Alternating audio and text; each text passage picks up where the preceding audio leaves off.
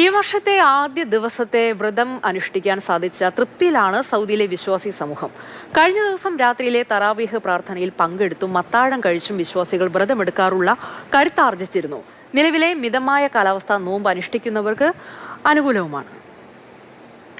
അനുഗ്രഹീതമായ മറ്റൊരു പുണ്യമാസത്തെ കൂടി സാക്ഷിയാകുവാൻ ഭാഗ്യം ലഭിച്ച വിശ്വാസികൾ കരമുയർത്തി സൃഷ്ടാവിനോട് നന്ദി പറഞ്ഞു.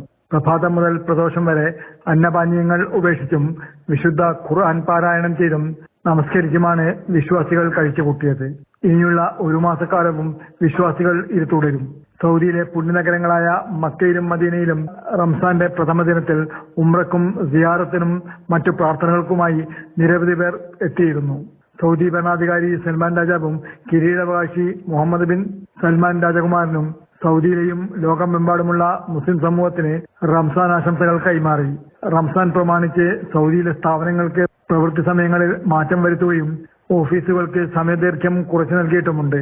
Jafar Ali Palakkot, Mathrubhumi news, Jeddah.